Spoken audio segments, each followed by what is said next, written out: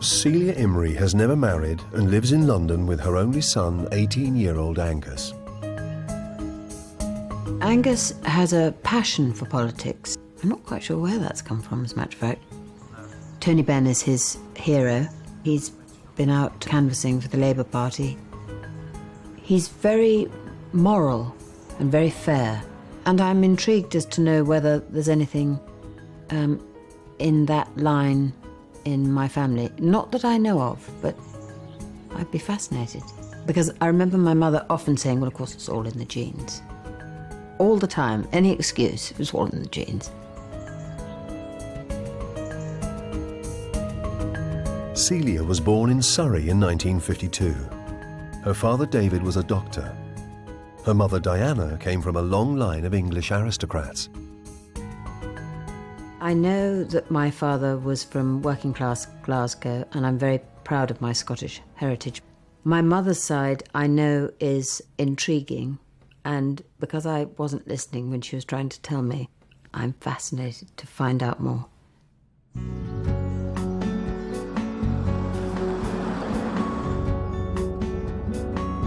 I'm on my way to see Patricia, my cousin, who is an absolute hoot. It's a very good way to start the journey, and I think she's got lots of family secrets and photographs and knew my grandparents much better than I did. My dear, what a treat to see you. How really lovely. This is close to Newcastle. Not at all. I knew it would be. What fun. I know you know all the secrets, Well, so I want to find out now, please. I know a few, darling, I know a few. This is the croft. The croft, now, where our yes. grandfather, His Lumley, face, up yeah. there, Lumley Cater, and grandmother Adeline lived from 1921. Now, here's a little picnic I love during it. the shoot. Adeline stood so well. Yes, except no ankles. No ankles. Just like me. None of us. Well, I have no. I got tree trunks. Tree well, trunks. isn't that the most miserable thing? You have to see your grandfather acting. They had a village fete every year. Major costumes Yes. going on. Thespian number one. Yes. Lumley. Where do you get your acting from, Well, may I I ask? did wonder, you see. Yes. Mums. Yes. Looking very naughty. No flowers. She forgot her She flowers. probably threw them off. So, can you remember my mother's wedding and the Well, furore it might have caused? It did really, because she was 34, which in those days was quite advanced. On the shelf. Well, dusty. I mean, very dusty. She was engaged, I think, at 3 times, officially. Oh. Oh, yes.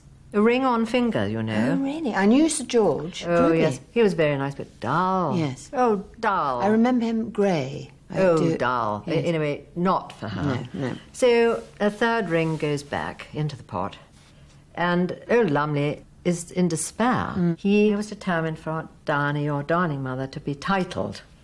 Imperative to No have a hope. title. You can't marry a doctor. I'm sorry. No. You can't. No, you can't. And an awful word coming in now is trade. Trade. Trade. Cardinal sin. No, I'm sorry, his trade. Blimey. Yes. That obvious. It was all right to be the king's physician, Or a surgeon, perhaps. or a surgeon, perhaps, but only to the royals or somebody Yes. really important like that. Just calling yourself doctor simply wasn't good enough. I've never heard that before. No, This trade. Whoa, Sorry. Lordy. I'm sorry. So this is 38. Patricia, do you know anything before that, though? Well, yes. Can you show me a surprise? Yes, well, this is really done by a cousin of ours. But as we can see here at the very bottom, we've got Charles George Lumley Cater, our Right. grandfather, marrying Adeline Louisa Blois. Right.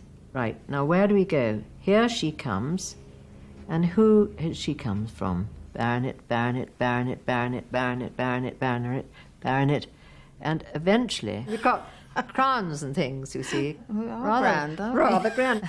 Do you know that this is all for real? Because As far obviously as I somebody's know. done it in hand. As far as I know. Must be. The family talked quite bluntly about my father, and my grandfather referred to him as trade when he was a perfectly fully qualified doctor. That was quite shocking, actually.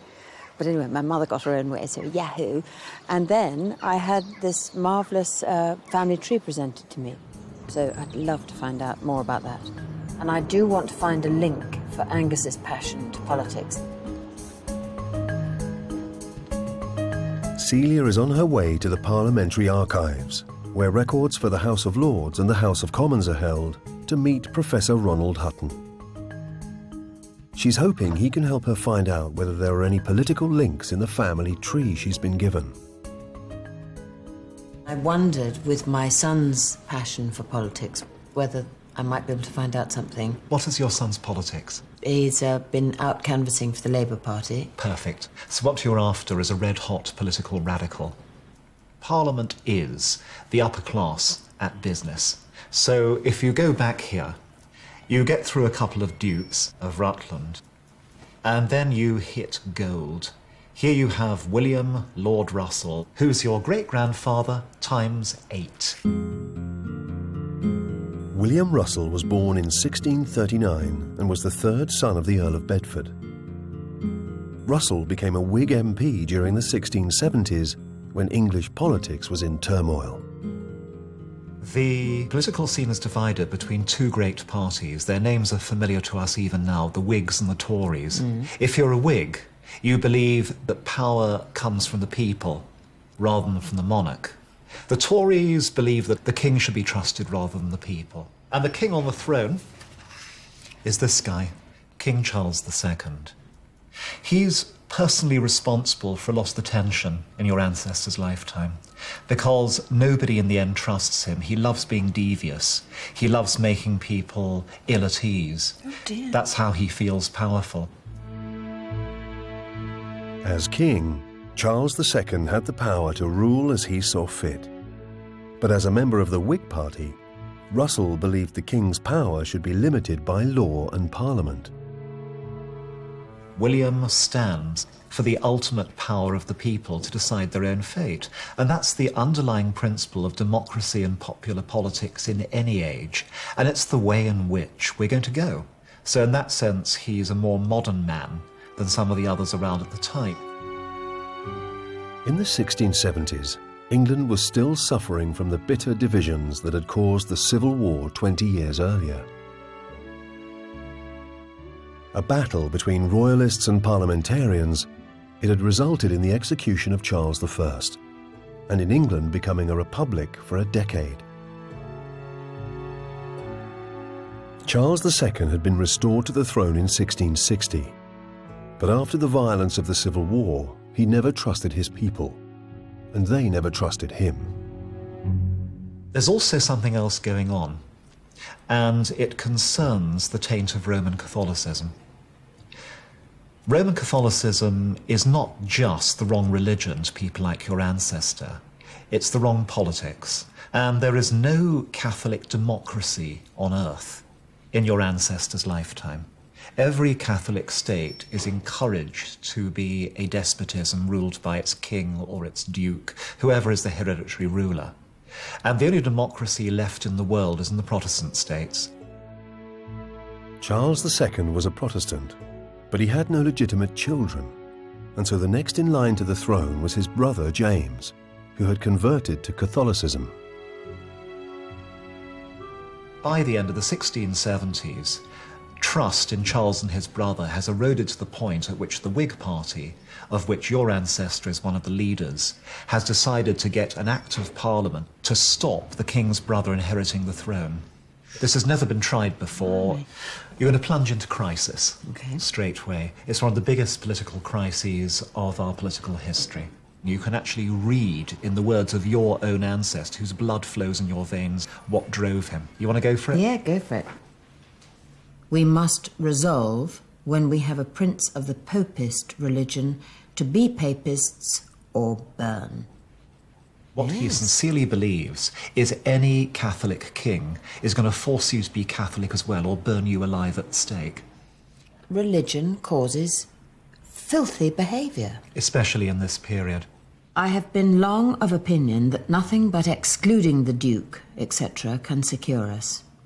I should be glad if anything else but this bill would secure us from popery, etc., but I know of nothing else that will, therefore I move for it.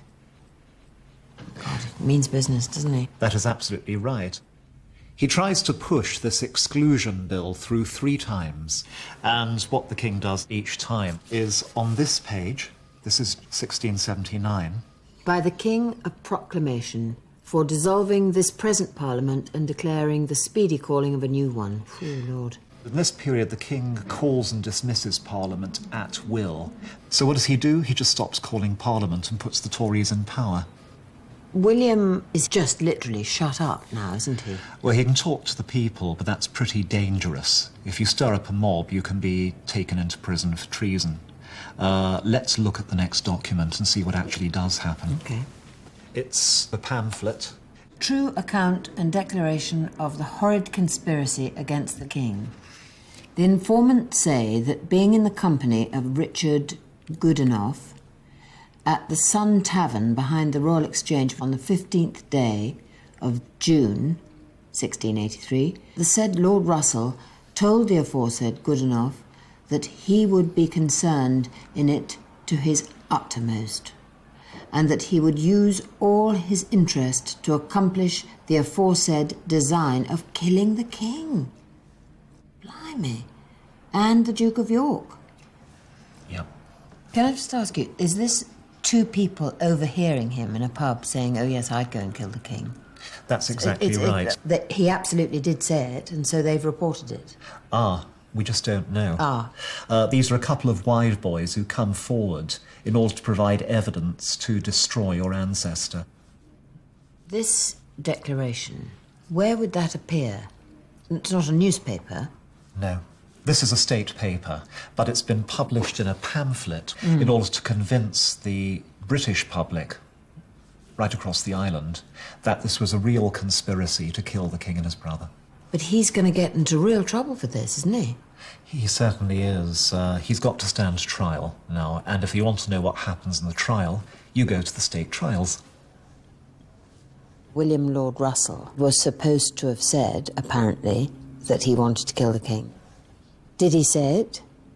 This is a reported conversation that took place in a tavern, a bit like the news of the world nowadays. I wonder what happens next. Celia has come to the Honourable Society of Lincoln's Inn to search through the state trials for the 1680s. The trial of Lord Russell, July the 13th, 1683. She's meeting Professor Mark Knights. I've picked out some passages very within good. the trial, Yep. immediately to a rather crucial bit, which is the indictment. The prisoner at the bar, God, prisoner, he's called, Yes, he'd been arrested. with other traitors named in the indictment within the city of London, met and conspire together to bring our sovereign lord, the king, to death, to raise war and rebellion against him, and to massacre his subjects. Help. The accusation is that Russell was present when some of those discussions about seizing the king were taking place. But all the evidence that's produced against him is indeed hearsay. I mean, here's quite a good example of that. You are sure my Lord Russell was there? And who's this, Lord Howard? Lord Howard is someone who was alleged to have been involved in the plotting, who turns King's evidence in order to save his own skin. So he's now giving evidence against Russell, his former friend and very close ally, in order to save himself, yes. So, are you sure my Lord Russell was there, says the Attorney General, Lord Howard. Yes, sir. I wish I could say he was not. What a liar. What did my lord say? Lord Howard. Everyone knows my Lord Russell is a person of great judgment and not very lavish in discourse. Yes, So he didn't say anything, he was just quiet. He was that just means there. he must... So they're assuming quite a lot. I find it amazing that there's a great big trial about a piece of hearsay, about, a sort of overheard remarks. Although, of course, if you say, I want the king to be dead, you're in high treason, and I suppose the punishment is death. Is that right? That's right, and indeed he wasn't even sure of the charge against him until he walks into court. In this period, People defending themselves against treason weren't even allowed legal defence. So Russell was defending himself in court. And the jury itself was a packed jury. Meaning what? Hand-picked men by the government to do essentially the court's bidding. This is all tremendously quickly done. This is a couple of hours. It all sounds to me rather set up, and I smell lots of rats, I'm afraid. Yes, Russell is a very important public figure. He's a man of great standing, this virtue and integrity which he's renowned for, carry a lot of sway. So they're running quite a risk. He is not a coward. He's a man of great moral belief. Yes. Therefore, he's a terrific danger, it seems to me, and magnified if the government then want to get him out the way. Yes, he does seem to inspire confidence. He also inspires great love in his wife, Rachel. Lady Rachel was the daughter of the Earl of Southampton. At the time of the trial, she'd been married to William for 14 years, and they had 3 children. She works tirelessly on his behalf, both at this time, at his trial, and then subsequently as well. So double whammy of danger to the government then. Yes. So they're two together. And what's more, Russell knows that. He knows that he's known for his love for his wife, and he asks whether she can take notes about the trial. So she sits right at the start of the trial. He says, is it okay for her to take notes? So she's there for everyone in the court to see how close they are together. Very good. Shall we see what the outcome is? Yes, let's. 14th of July, there's 1683. The Attorney General again. Attorney General, my Lord Russell, your lordship has been indicted and tried and found guilty of high treason. That you be carried back again to the place from whence you came, and from thence be drawn upon a hurdle to the place of execution. Oh, Lord!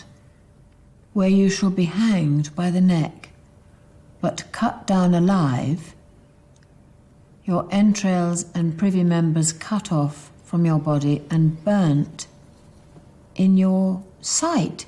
Oh, Lord! Your head be severed from your body, and your body divided into 4 parts and disposed at the king's pleasure. Dear, this is real awful, isn't it? It's a gruesome No coming sentence. back. But I mean, is that the usual? Is that something that would be read out for anybody who does high treason, or is that a particularly horrible one? I mean, God. For a man of Russell's status, it was unusual. It's a degradation of a very noble man. For him to have himself cut off all over the place and then have to look at it. Yes. This is a propaganda trial, essentially. The punishment is a signal that the government wants to give, that anybody plotting or planning to plot against the regime had better watch out, because this would be the result. And he's a very noticeable figure to do it to. Exactly. And a well-loved one. Yes. How better to make your point? I so hope you're going to say that something happened in the end and somebody came and saved him. Well, for the Or next isn't there bit a of the next bit? story, we need to go just across the way into Oh, Lincoln's go on Inn then. Fields. Let's.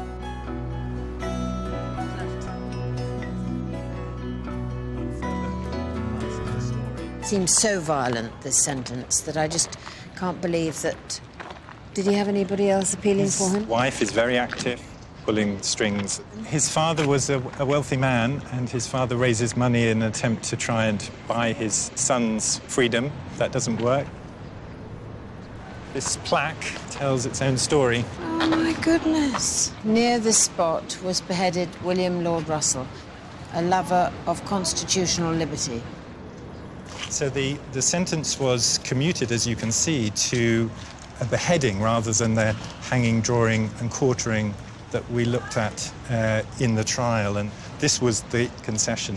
What, that he could have his head chopped off instead of having it all shoved in his mouth? Dear. This is a printed pamphlet which sets out the events of that day, and it includes a speech that was made by Russell to the crowd that's assembled here. I was never fond of much speaking, much less now. In the words of a dying man, I profess I know of no plot, either against the king's life or the government. But I have now done with this world, and am going to a better.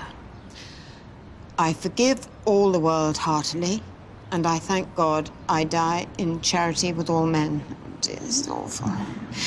And I wish all sincere Protestants may love one another and not make way for popery by their animosities. I pray God forgive them and continue the Protestant religion amongst them, that it may flourish so long as the sun and moon endures. I am now more satisfied to die than ever I've been.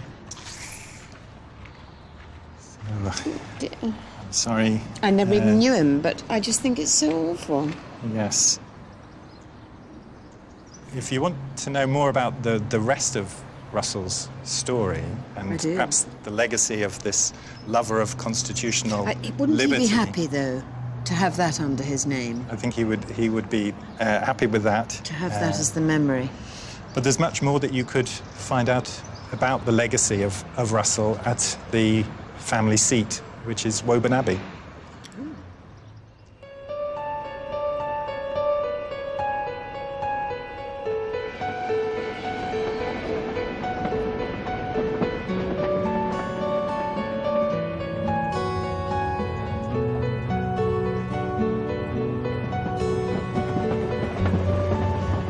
I'm very proud that in my genes is someone of such courage and conviction.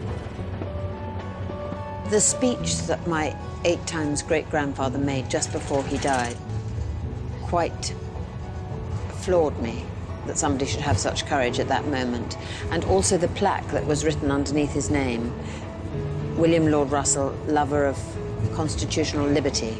Somebody wrote that. Somebody thought that that's how he would be remembered forever. And I just want to find out what happened after he died. I hope he didn't die for nothing.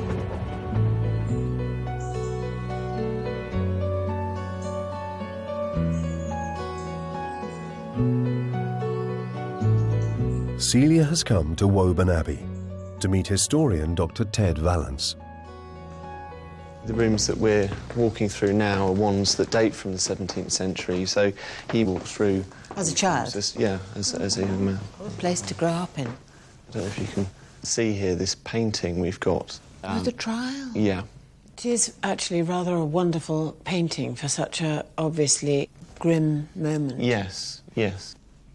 These two people here are presumably the informants from the... They are. Sun Tavern, would they be? Yes. Well, they look horrible pigs. Yeah. I love Rachel's adoring face. Yes. And he's sort of quite noble and calm, considering what he must be going through. Yeah. It's impossible, really, to imagine, isn't it? Mm. We've actually got some more paintings in this room through here that you might want to look at, which really carry the narrative on. Mm. If you have a look round here, we've got... Oh, that's him, isn't it? Yes. And over here, we've got this image of Russell in his cell with Rachel and the children. I don't know whether he would have approved having a tear on his cheek that makes him out to be all weak and weedy, and he simply wasn't. You're right. I think he would not have liked such an emotional representation of himself. Actually, we've got another example of his courage.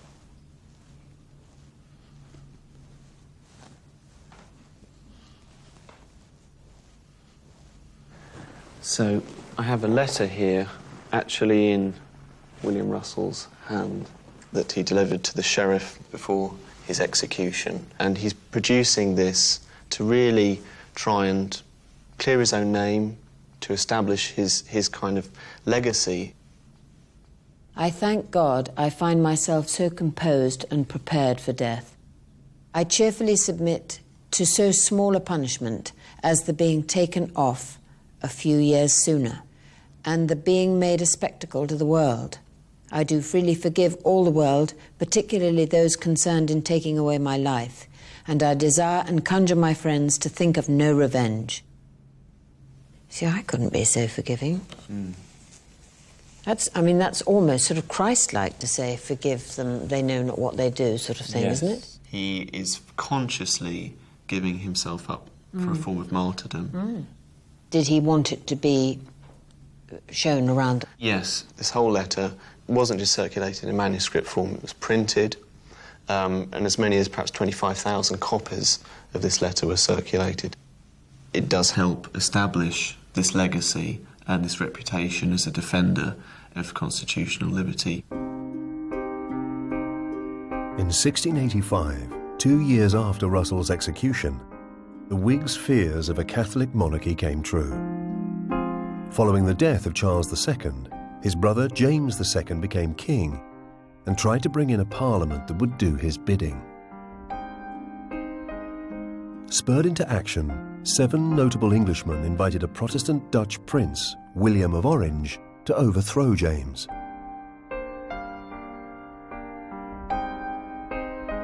In November 1688, William marched on London, driving James into exile. In what became known as the Glorious Revolution, William of Orange was crowned King of England, Scotland, and Ireland. Constitutional liberty is at the heart of the Glorious Revolution. One of the first things that William does on coming to the throne is pass the Bill of Rights, which guarantees certain rights and freedoms to the English people. As part of the Bill of Rights, King William outlawed absolute monarchy and banned Catholics from the throne, a law that stands to this day. He also paid tribute to William Russell. Now, this is a very important document. You can touch it, but we can't unroll it. Right. So this is a pardon quashing William Russell's conviction for treason. And you can see attached to it, this is actually the King's seal, the seal of William of Orange as well. Can I touch it? Yeah, you can touch it. I have got a copy here of what it looks like when unrolled. All records and proceedings related to the said attainder be wholly cancelled and taken off the file, or otherwise defaced and obliterated to the intent the same may not be visible in after ages. How final.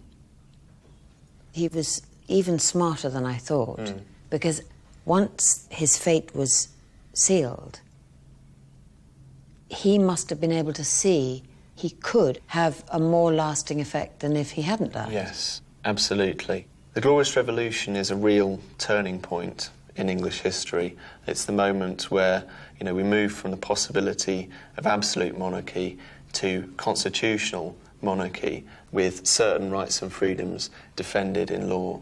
And what this pardon does is acknowledge William Russell's part in that his sacrifice is part of the story leading up to that turning point, this turning point that really establishes a lot of the constitutional freedoms that we enjoy today.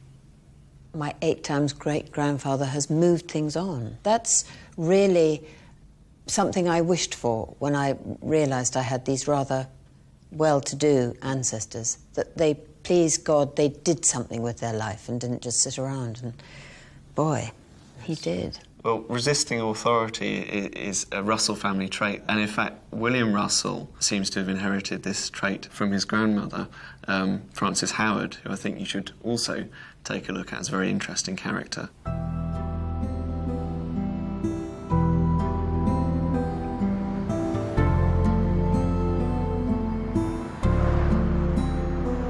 Celia's back in London to meet Professor Jackie Eales. Good morning, Professor. Hello, Celia. I'm Jackie Eales. She wants to find out what it was that Frances did to resist authority. I know Frances Howard went against the establishment, so she's my kind of gal, and I want to find out about her. Have you seen a picture of her yet? No. Well, I've got one here. There she is. Oh, I say, I rather like her. She was born in 1593. She was a member of an aristocratic family. Her father was the Earl of Suffolk, so it's a family that's got a very high position at court under James I. And in 1606, they arrange a marriage for her to the young Earl of Essex, a man called Robert Devereux. We find out a bit more about the marriage here. This is a book that was published a little bit later, in the 1650s. The Earl of Essex was 14 years of age. Oh! And she 13. Oh, dear. When they married.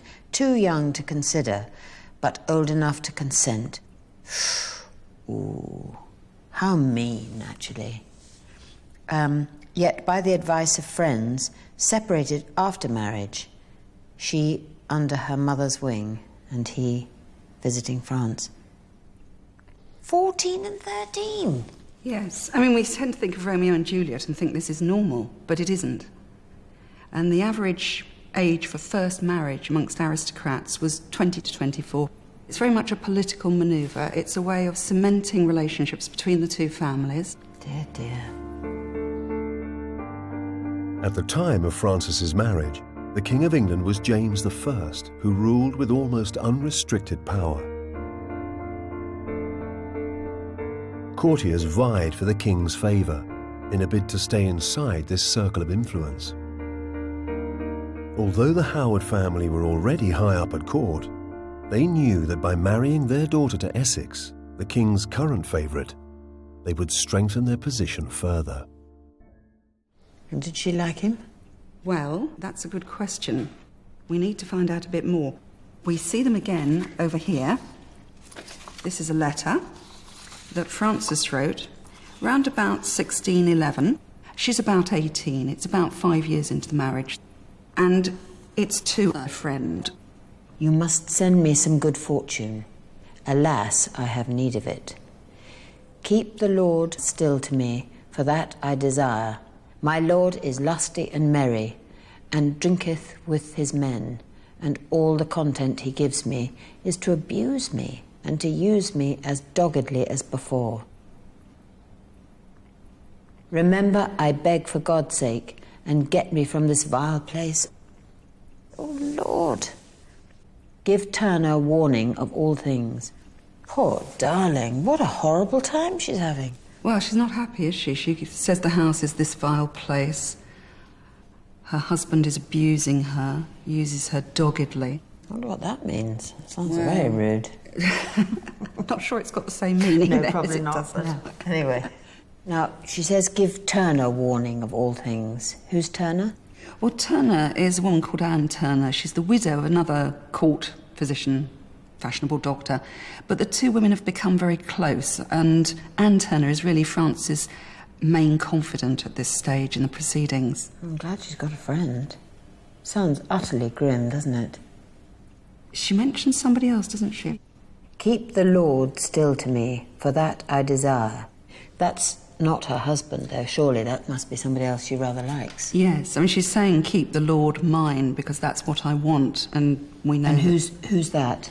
This is a man called Robert Carr. I've got a portrait of him here for you to have a look at. So that's the young man in question. Sparkle. Hasn't he? You know, a bit like Errol Flynn, isn't he? So he's quite good looking. He is a rising star at court. He is becoming, very rapidly, the king's favourite. And he's making quite an impression. A lot of the court ladies are smitten with him, and so is Frances. Is he showing any sign to her? Does he like her, or is this a fantasy? Well, at this stage, we don't really know if anything's happening between them. It's a bit too early to tell. But there are rumours going around that something is going on. Reputation is everything for women in this period, so losing your reputation is a potential disaster. And what on earth would her husband have said? Well, it makes him a cuckold. So for him, it's very damaging indeed. It's very embarrassing. Frances is getting into a risky situation because she's caught between two very powerful men at court, her husband and the rising young favourite as well. She's defying her parents, her father, her mother, her brother, also her husband. This is a patriarchal society in which women are meant to be submissive to the men in the family, and she's going against that. And these are all very important courtiers with reputations at stake at court, so they're very concerned. I rather love her spirit, but I fear she's going to get into terrible trouble. Well, we've got another letter that she wrote, and this is actually to Anne Turner. Burn this letter. Sweet Turner, I am out of all hope of any good in this world, for I am not able to endure the miseries that are coming on me. But I cannot be happy so long as this man liveth. If I can get this done, you shall have as much money as you can demand. This is fair play. Your sister, Frances Essex. Oh, dear. What's she asking her to do? Well, you could read that letter as if she's asking somebody to... Bump him off. Exactly. She is bonkers to think she's going to get away with it, isn't she? Well, the bottom line is that she's going to do things her own way, that she's defying everybody. My 10 times great-grandmother was in the most ghastly marriage, and I realised that they, weren't able to escape like I would have done. I would never have got married in the first place, but I'm very worried for her. But I fear that she's not playing about, but I also think that she's an innocent and is going to get herself into terrible trouble, and I must find out the next bit.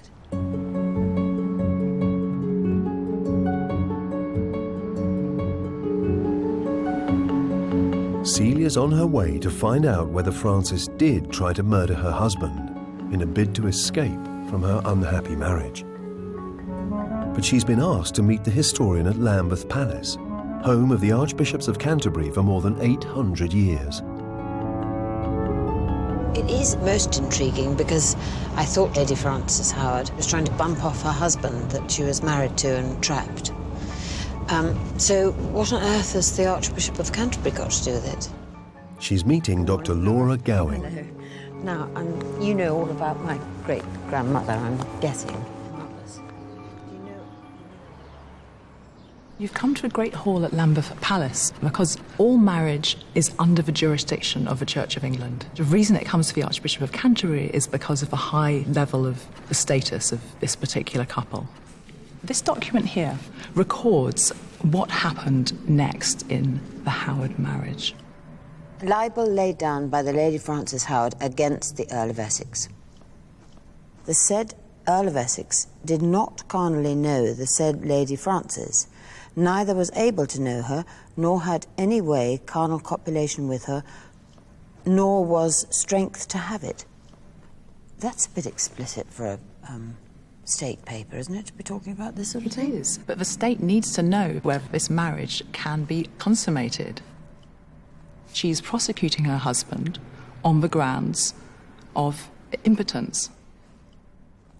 She's requesting an annulment. If she succeeds in this plea, she will be able to remarry. And she needs to have an heir. I mean, that's her coin, is to produce an heir and to send her family further on into the future. This isn't at all what I expected was going to happen. But I better get to the end. The said Earl of Essex had and hath power and ability to have carnal copulation with other women. Is he saying this? I can't... This is unbelievable stuff. I can't believe... He doesn't want to admit that he can't do it. Well, no, anybody. That's not going to do him any good. No man would they?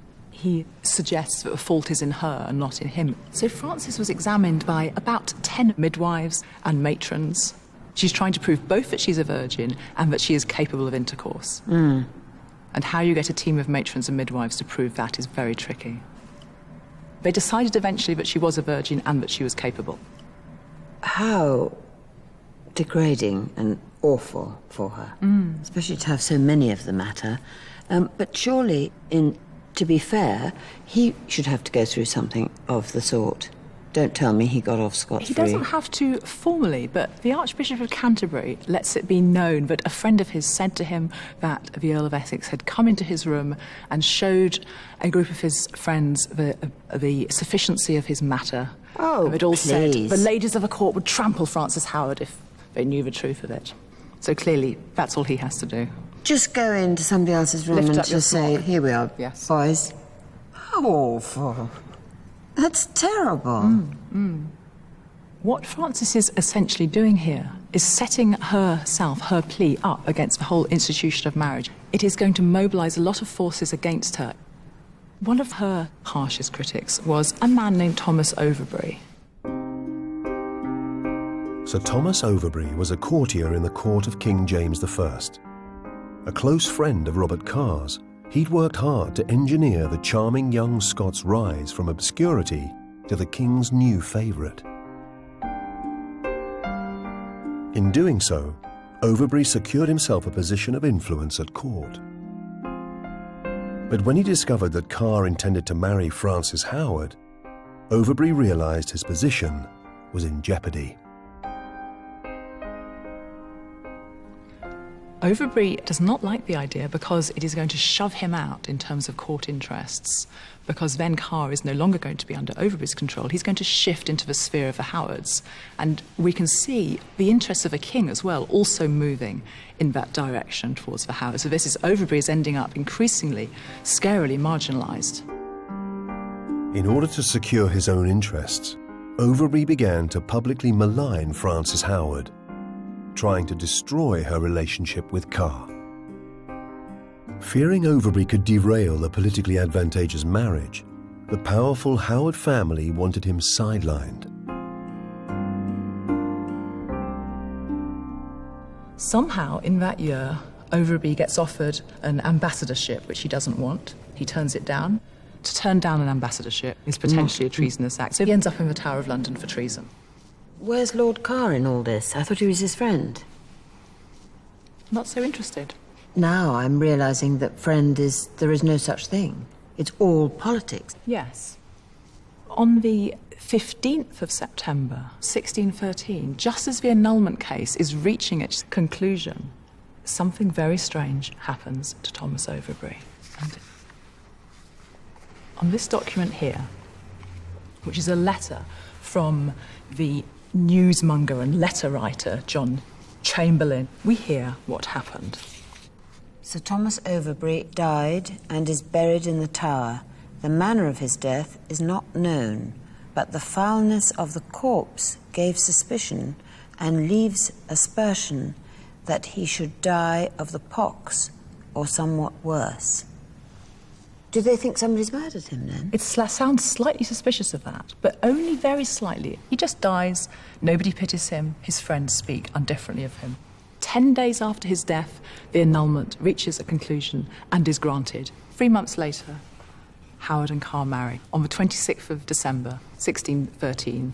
And everything in the garden's lovely, but I can't believe... Did anybody worry and wonder about Overbury? It took 2 years for any word to filter through, but in 1615, the king hears a rumour that all was not as it should have been with the death of Overbury, and he is pushed in the direction of investigating it. And so... by who, though? Because you say the king himself, maybe it's not. Not clear. So it's someone else. Various going interests. By the way. Yes.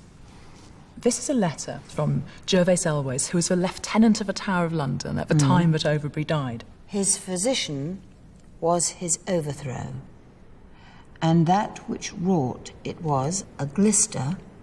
Glister, I'm not sure what that is. A glister is an enema. Somebody has introduced some poison into the glister. The apothecary had a servant who was corrupted. Who corrupted the servant? I can give your majesty no account. Neither can I directly say that he ever named any as an actor in this business, but only...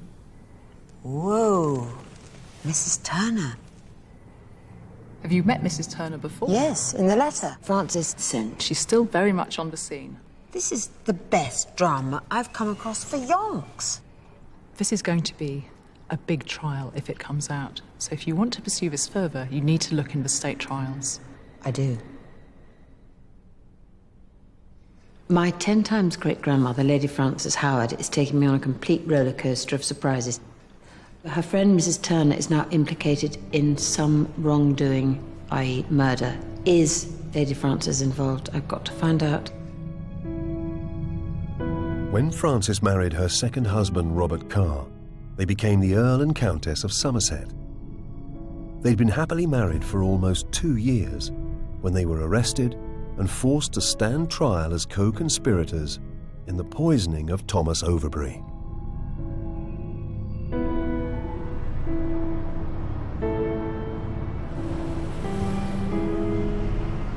Celia has come to meet Professor David Lindley to see how the case unfolded. Hello, David. You're going to show me the next bit. I think that's the general idea, so we'll go in here. Thank you. I'd love to know who suddenly starts the investigation 2 years later. Well, we're not exactly sure, but it seems to have been Ralph Winwood, who was the Secretary of State and an enemy of Robert Carr's. Well, it's a marvellous weapon, isn't it? Mm-hmm. If he wants to bring them down, obviously. Yes, and it was a propitious time to do so. Robert Carr was on the way down in the King's favour, or so it seemed. So propitious time, perhaps, for Ralph Winwood to get his revenge on his political enemies. Robert Carr was sent off to the Tower, but Frances wasn't. She was put under house arrest at a nobleman's house in Blackfriars. And perhaps the reason for it we can see in this letter, which you might like to have a look at. So, November the 26th, 1615, His Majesty hath commanded you to take careful order that such women be placed about the Countess of Somerset, who will be answerable that at her delivery she do not miscarry. At her delivery? She's pregnant.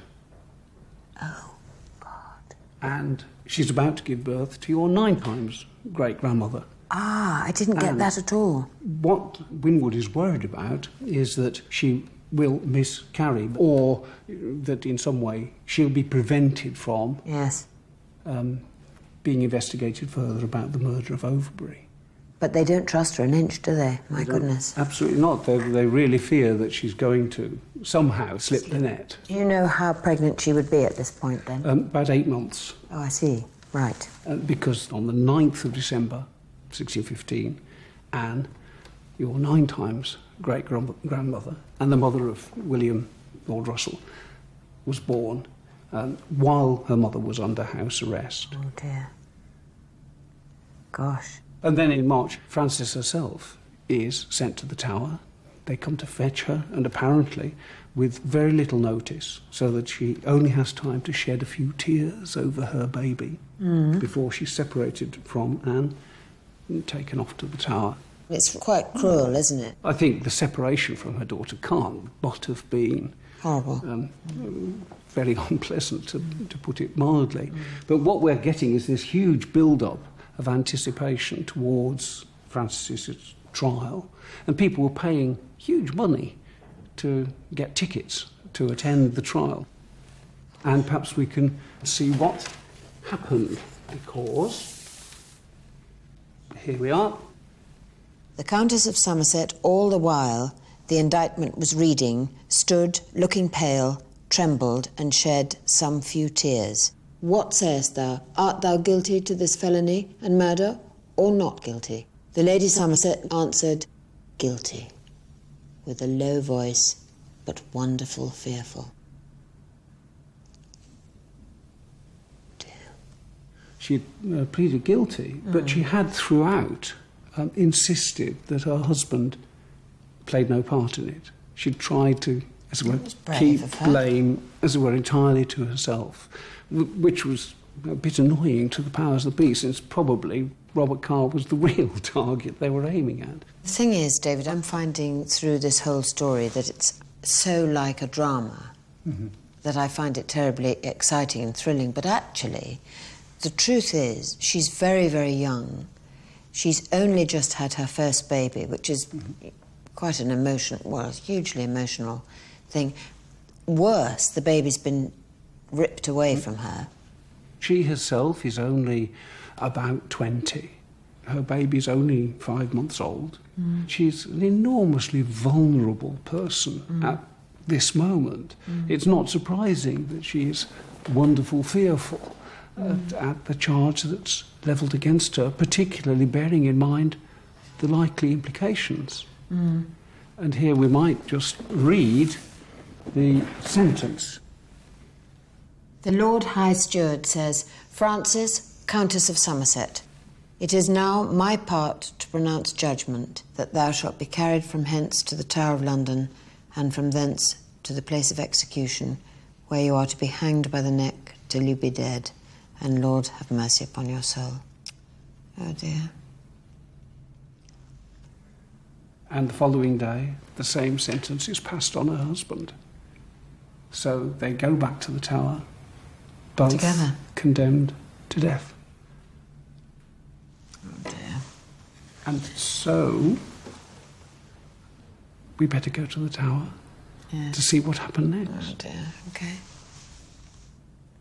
The awful thing is that at the beginning of this whole story, I said, I'm fascinated by criminals, you see, and I wondered whether there were any criminals in my family tree. Uh-oh. Well, and here you've got two. It's awful sad, though. Well, murderers as well. I am extremely proud to be related to this rather wonderful woman, because let's say the Earl of Essex was impotent and all she wanted was to have a baby, then the marriage that I always imagine, the whole act of marriage being a trap, she really was trapped, aged 13, let's say. This terrible sort of loveless life she was going to have, but she didn't sit down and play by the rules. She absolutely didn't. She stood up and was publicly humiliated, but made a stand, and now she's on the way to the Tower.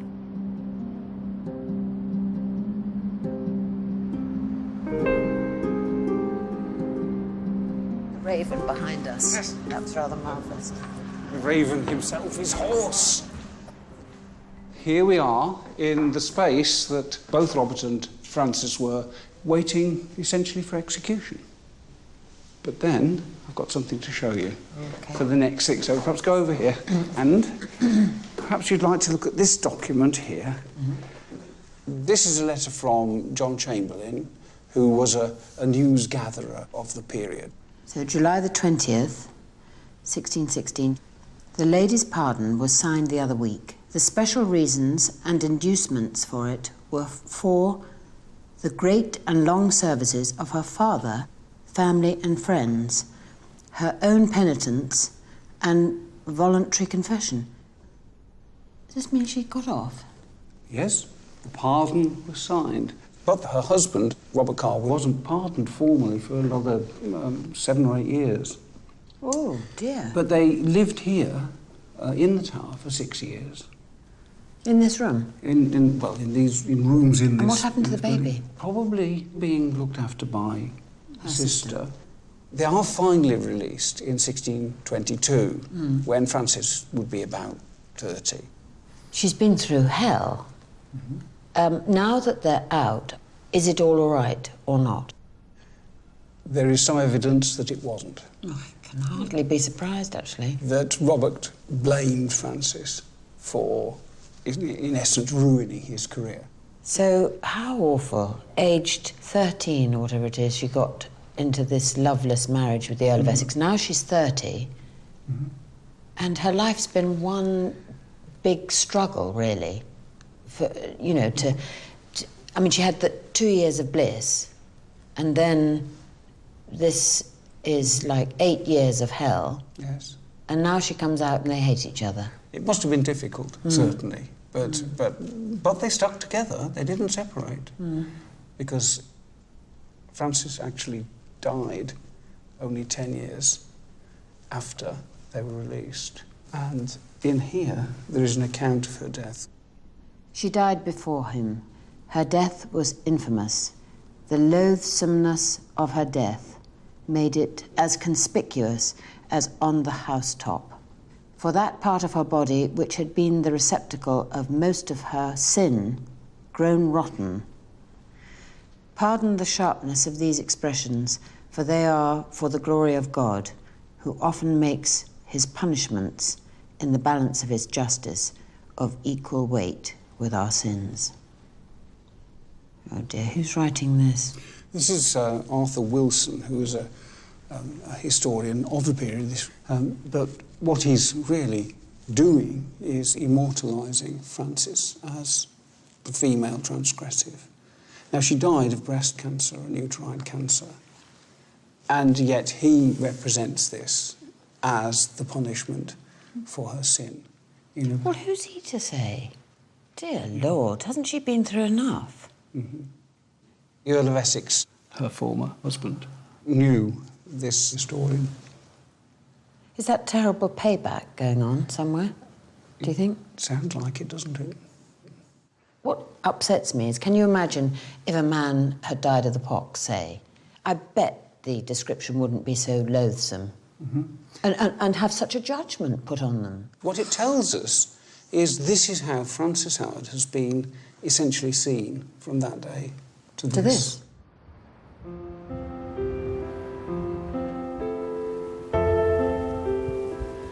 I think this wild weather and this wild place to be is perfect for my ancestors. I'm so proud to be related to such fantastically brave, loyal, noble people. They could have shut up and said nothing, but they all spoke out and were courageous, especially Lady Frances. I'm so proud that I'm not related to wishy-washy people drinking tea all over the place. Quite the reverse.